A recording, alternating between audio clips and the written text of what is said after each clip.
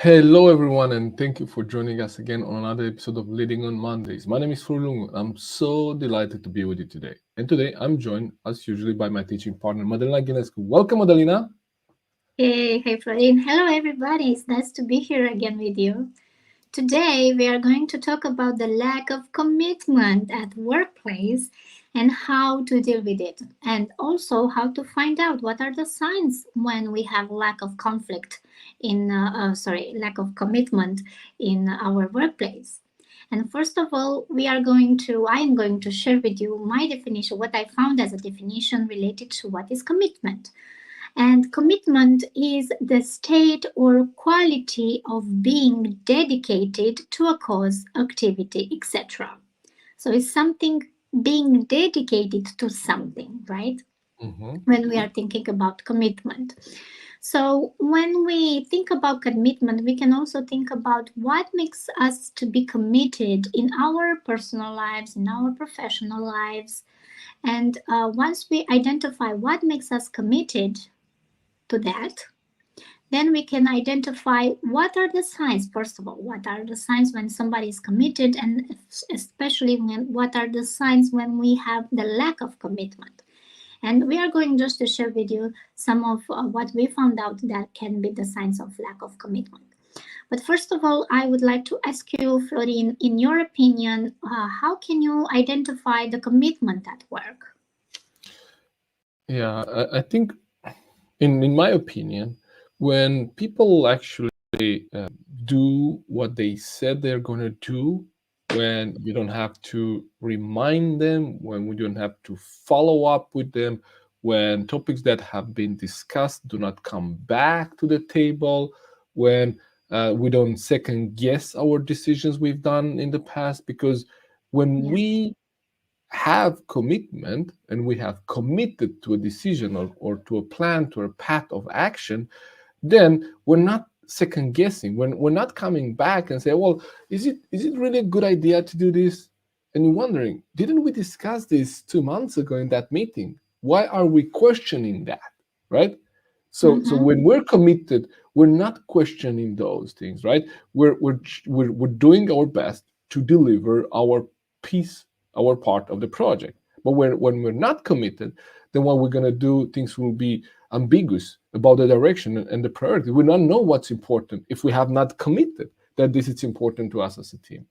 Uh, Yeah, we're yeah, yeah. gonna we're gonna miss opportunities because if we're not committed and we revisit the discussions we've done in the past, then what happens is that instead of us moving forward with what we discussed, we're discussing it again, and so we're gonna probably miss some opportunities because we excessively analyze things and introduce this unnecessary delay.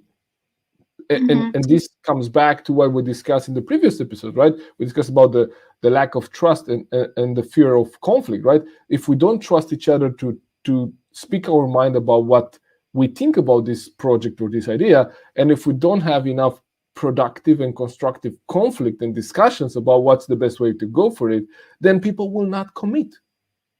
Yeah. People will not commit to do this, and that will show up. They will wonder, but didn't we say that we're gonna do this and that? So now, and you're wondering why I'm not working on what we said we're gonna do, and that's Mm-hmm. usually because maybe they haven't had a chance to share their minds, and they have not really committed to it. Mm-hmm. And one of the, let's say, biggest, not biggest, but maybe one of the mistakes that leaders are doing, they think that their people are committed to the work that they are doing. And guess what? Sometimes people are not committed. And the leaders rely on this. Yes, I really do believe that my people, the people in my team are committed. So when they believe in that, and actually there is the lack of commitment, usually people find it too late. Leaders find Yeah, that too late. Find that the lack of commitment is inside their team. yeah, that's such a great point, and I say this to leaders many times. Don't believe that people wake up in the morning excited about coming to work and helping you and your team reach your goals. That's Yeah. not what excites people. Well, okay, some might be excited about that. I know you have a wonderful company, you have a great mission and values and I know all of that.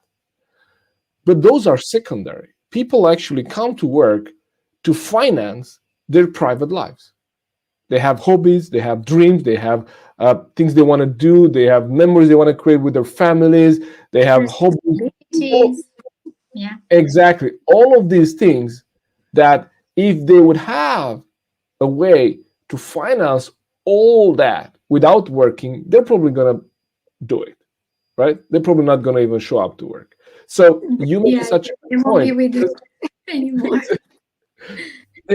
exactly because you know, let's just be real. Let's just be real here as leaders. Understand that people do not wake up in the morning being excited about about contributing to your work and to the goals and then making money for the shareholders or the owners of the company. Not at Yeah, all, right? so true. So, so true. Wow. I'm actually very, very, very, very happy that you mentioned this because exactly people don't do that. They don't wake up in the morning saying, "Hey, I really like to make my boss some money today," Yeah, or yeah. there's some money No, today. I'm so excited that I will share my time, spend my time and my nerves and my peaceful and my peace of mind and the timing with my family just to make some money for the stakeholders. Whoa, I'm so happy to do that today. No, no, no, no, no. no. So Don't. that's yeah, that's a really important aspect that you brought there, and I believe that if we assume that people are as committed as we are to the goals and to the outcomes, then we're setting ourselves up for failure because they're not. and Yes, and it's this a this fairy tale. dysfunction we discussed today, lack of commitment, it will show up when you need to follow up with people, when you need to revisit discussions that have been done in the past, when we look at team members second guessing opinions and second guessing decisions and not having doubted themselves. Is this what we really want to do? When these things come to the surface after we had the discussion with them, it means that they Mhm, really didn't commit it to that mhm, goal, to that plan of actions. So I think we really need to be aware of that as leaders. This is the kind of behavior we need to be aware of and identify in our teams to really see if we have this lack of commitment as showing up in our teams. mhm. Let's focus a little bit now about what makes people dedicated or what makes people committed to something because we were discussing about don't take this for granted. People will be Yeah, committed to your work and your dream job, your dream opportunity, dream business. So what, because there are people who are committed and it's not you as a leader, it's not you the business owner. So let's focus a little bit and discuss a little bit what makes people to be committed to something. So what is your opinion on that? What do you think? yeah. This goes back to I think the episodes we've done on motivation and engagement, right? What Yeah. motivates people and what gets people to engage. And we Mhm. share that this is very personal, like almost each individual on your team will be motivated by different things. And the key here is for us to identify what are those things, to spend enough time with those people and understand about their, what we just said, their goals, dreams, and aspirations. Yeah. Why did they come to work for this company in the first place? What are some of the things they want to achieve in the future? If they have some such aspirations, they might not have that. They might be like a more steady personality, which they just want a structured environment to work in, a safe work and a safe job and a set salary, and they're happy with that. And if you know that, that will allow you to know what makes them to commit to something. If you would Yeah. want to have this grandiose plan of transforming your business, well, these people might feel, oh, so my work will change, the way I do the things will change, the security will not be there, the steadiness will not be there. So you're not motivating them the same way as someone that is looking for new career opportunities. So Yeah, yeah, the yeah. the, Exactly. the answer to this question is very, very personal. And us leaders, we really need to know who do we have on the team and what these people care about. And when we know that, to make the link between, if you, Madalina, work on this project, it will allow you to take that role that you're share with me that you want to take. You wanted to take a more senior role, and this will be an opportunity for you to show your skills and abilities and open doors for you, and that might lead to that role. Or Mm-hmm. Madalina, I know you're trying to save some money for your to buy a house, right? I know that. And so working on this project, you know, we might be able to offer a bonus if we deliver this, or to get a bonus if we deliver this in time, and that maybe will help you to make a down payment for your house, or whatever Mm-hmm. that is, right? But link what they want with what the outcome, or why they should commit to this project or client. Because unless you make that connection, people will not gonna see, why should I be doing this, why should I commit to this. Did I Mm-hmm. answer Mm-hmm. your question, or did Yeah, I? you answered my question, and I'm so happy that you shared this.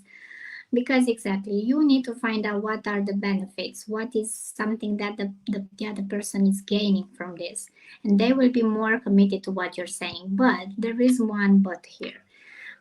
Be very careful what you promise them will happen, because if eventually you won't be able, you or your company or your team, somebody is not going to fulfill what they promised or they stated, then the commitment will fail. So everybody will do their work, will do everything they need to do, because they want to be part of this, because they want the benefits. But if eventually they don't have the benefits that they were promised, everything will blow out in your face, and you So will have uncommitted people, and you will have people leaving the company. I'm very I can share with you one example that I had.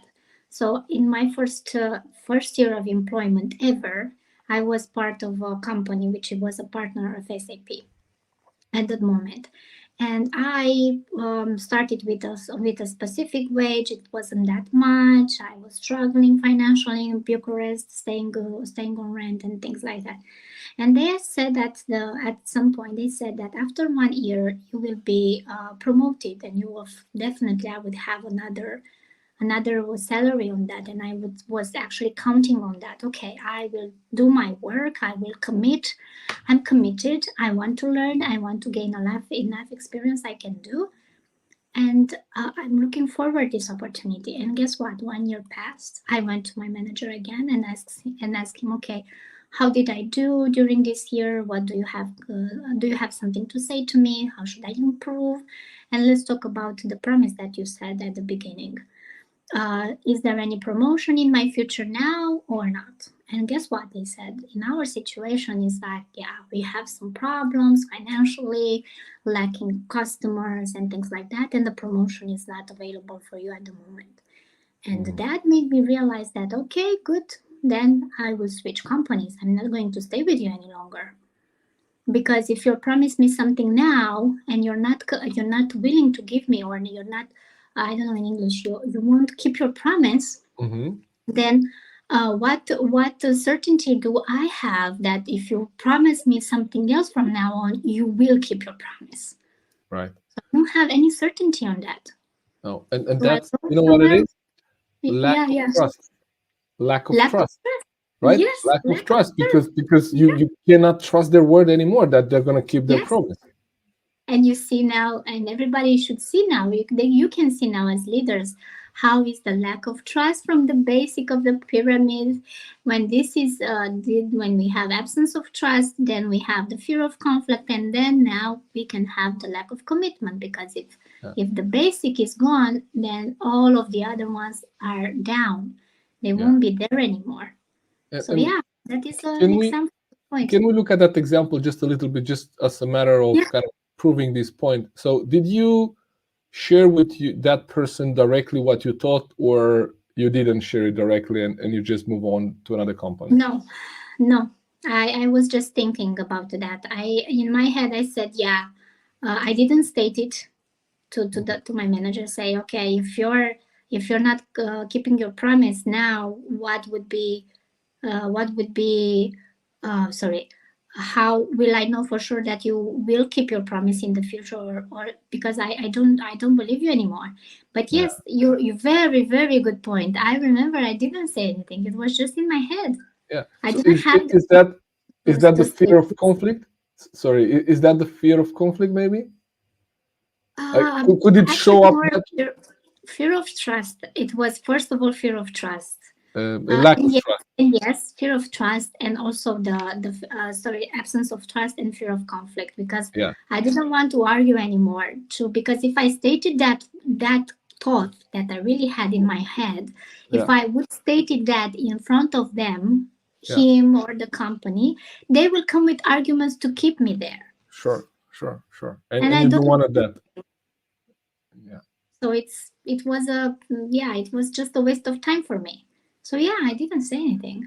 yeah. And so you see, this is the lack of trust, right? Yeah. Avoidance of that conflict, right? Yes. And then not being committed anymore. Yeah. Yeah. Wow. Yeah. Thank you for sharing that personal example. Yeah. Thank you. Thank you, and you're welcome with this. And I am so happy that I remember this example, because then we can focus on how can we find the signs of the lack of commitment. Sure. Can you First share of all, that with us? yeah, yeah. First of all, when people, yeah, is also in exactly what we found out as signs from the previous ones, from the absence of trust and from the fear of conflict. If you don't know them, you can go ahead and watch the other two episodes of the five these functions of a team. So we can definitely find the signs from those two, and also we can add the new signs that we can find in the conflict, in the lack of conflict. First of all, people are not are missing deadlines, but when they're missing deadlines, they have excuses. Hmm. And they come up with a lot of excuses, and that blaming blames, and they're showing fingers. That they didn't do this, they didn't do that. I'm not the one to do anything, so I couldn't do anything. So when you hear that, instead of okay, I'm missing a deadline, but I have a solution for that, that will be a growth mindset, and that will be a good one. Instead of that, they are missing deadlines and they find excuses, and they're not taking the responsibility of what they're doing or they're not doing. So another sign will be if they are avoiding taking responsibility on that, on what they're doing or not Hmm. doing. Also, you might find this is more personal, like reading the room. Another example with a sign is reading the room, looking at people around you. How are they acting? How is their energy? Is they very exuberant? They're really happy to be there, or they are more apathic and I say, okay, yeah, here I am again, waking up in the morning. I'm going to the job and I need to be here because I need to pay my rent or I need to pay the credit and things like that. So you will find unmotivated people. You will find a lack of energy in the people's behavior. So this is more like a psychological sign that you can identify. And other than that is another sign would be, and I wrote it down, people are not willing to come up with strategies to improve their work collaboration and processes, and they actually don't care anymore if you're improving as a company, as a job, as a manager, as a team. They don't care. It's like, okay, I don't care. People are just doing what they need to do, and that's it. Another sign, if they're only doing what is on their job description, that means that, okay, I'm just doing my job and I'm not thinking anything anymore, any other task. So Yeah, that is another sign. When you see motivated people, you will see that people are doing everything on their job description and more, yeah. That's are doing more than expected. yeah. That's the difference between what we call to be contractual obligations, when people only rely on what's said on the contract, and then discretionary goodwill. Like when people, out of Yeah. their goodwill, right, they bring more to the table. That's when they are engaged, motivated, right, and valued. And compared to when they just rely on the contractual obligation. It says here that I need to be in the office for 8 hours. It doesn't say what I have to deliver. So let me just be in the Yeah. office for 8 hours, right? And Yeah. those kind of things. Yeah, that's such a great point. So can we talk about what leaders should do in this situation? Like what I can the was about leaders do? to Yeah. now So that we know the signs, what can leaders do to actually avoid this lack of commitment at workplace? yeah, sure. And I think leaders need to create clarity around the direction and the priorities, right? So people do not come with the excuse saying, "Well, I didn't know that this was what I was supposed to work on," or "I didn't know that I need to deliver this by this time. I didn't know that this was my responsibility." Because also, when you think about lack of commitment, it has to do with also roles and responsibilities. Like who's gonna lead this, who's going to take care of this, who's going to drive this conversation forward.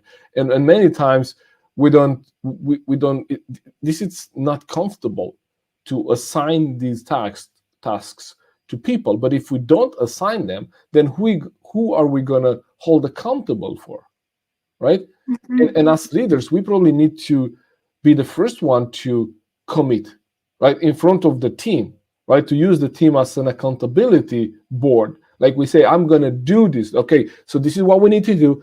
And as the leader, I'm going to go first and do this by this date and then deliver on that. So then the team could, on one side, hold you accountable, but also see that you're delivering on what you committed, and that kind of sets the stage for them to commit to, right? Mm-hmm. Okay. Good. uh, Yeah. uh, Align the entire team around common objectives. In other words, staying in that productive and constructive conflict enough until the team has aligned. And if I remember well from Lanchoni's book, he was saying that we should look at all the options, right? So give the people opportunities to share all the options, put them on the table, and have people argue against why this is a good idea and why this is a bad idea for each of those ideas, right? So if we have 5 ideas on the table, let's discuss them. Why is this a good idea? Mm-hmm. Why is this a bad idea? Why is this a good idea? Why is this a bad idea? And do that for all 5, and then see which one it's the best candidate, and then take that and analyze it even more, right? Mm-hmm. Mm-hmm. How can we take this idea to the next level, and what is the drawbacks in this idea, and how can we actually neutralize those? Because when you do that, people feel that they have been heard, that they have had a chance to share their opinion, even though maybe your idea might not be the one that they're going to move forward with, but at least you had a chance to share your idea, to explain Mm-hmm. why you think it's a good idea, and then we heard from what the team thinks we should move forward with. And when we do that, people will feel that they had a chance to be heard, and so they'll be more committed to whatever is discussed or and agreed, even if it's not their idea. Because when we think about the fear of conflict, if we don't really challenge the ideas that are brought to the table, then we're not going to choose the best idea. So Yeah. here, how can we commit? We commit to something that we know have been discussed. And those S-type personality we discussed in the previous episodes, people that see kind of the challenges, people that want to make sure that we succeed with this, if they don't have the chance to verbalize their worries, right, their doubts, then they're gonna do it at a coffee machine or at a water cooler, right? So Yeah. as a team, as a team and as a leader, you really need to make sure that those discussions are taking place. So when you committed to something and the team commits to something, then we know this is something that we're gonna do.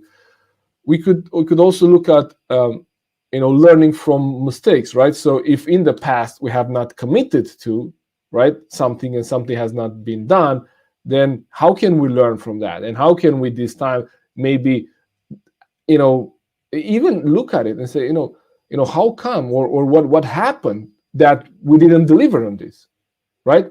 How Yeah. can we improve on that?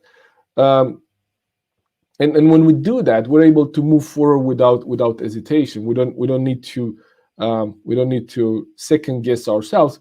And also, if we change directions, it's it's without hesitation and guilt, because we discuss, hey, Yeah. we started with this idea, we thought it's a really good idea, we worked on this 6 months, and now we figure out it's not as good as we thought, because now we have more data, more information. So now let's go to another idea that we had on the table. Let's go back and visit those Mhm. 5 ideas we had, and let's choose another one, and let's move on with that one. And when we do that, people are committed, and we don't feel guilty when we change our mind, and that's okay. Wow. Yeah. Actually, this is very good one. I didn't know about that. I didn't think about like that to go ahead with another in another direction without hesitation or guilt. That's very important.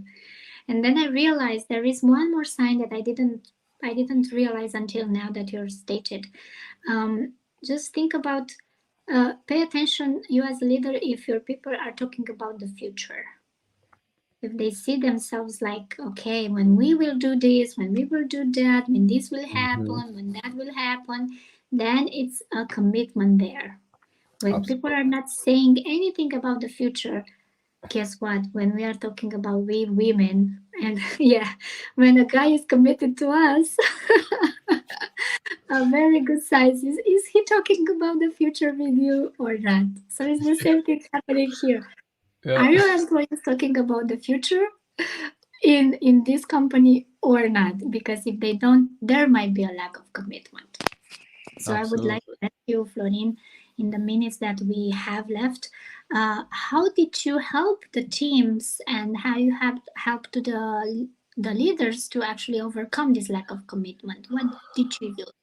Yeah, so this is interesting because I just took a company through that, a team through that, and so we look at the strategic plan of the organization and looking at what do they want to achieve in 2024, and then I took them through 2024, 2023.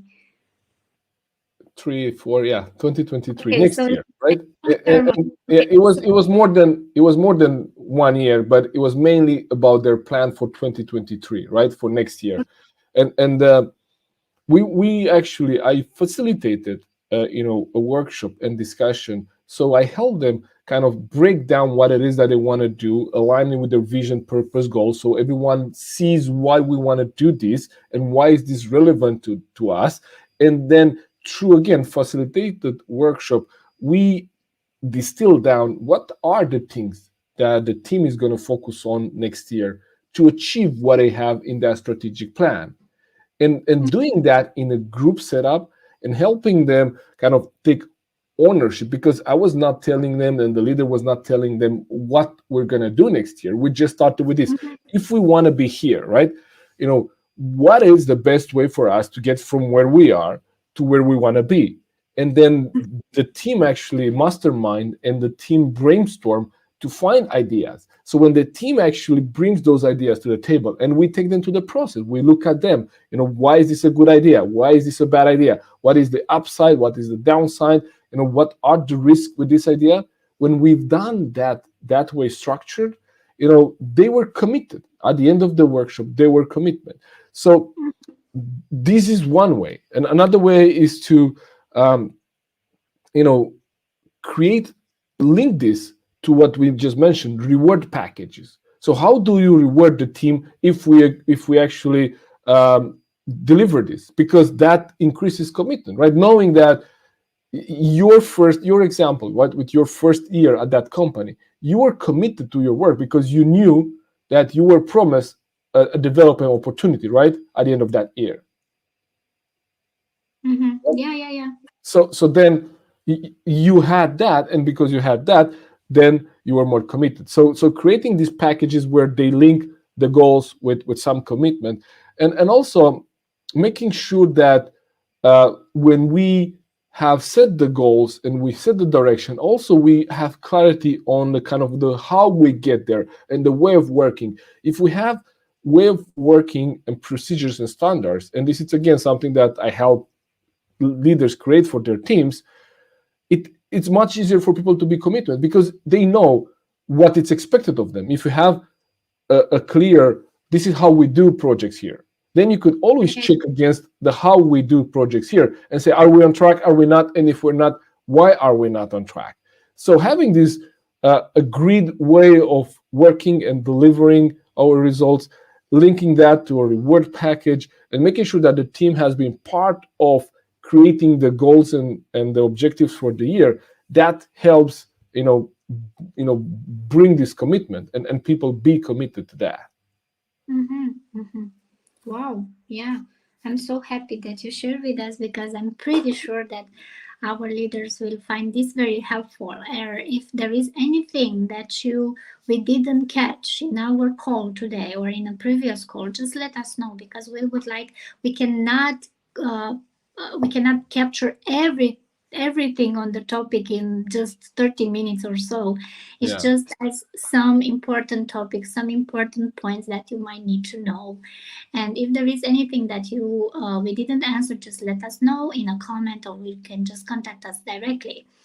Uh, absolutely. Now we are. If there is anything else you would like to say, Florin, you would like to add?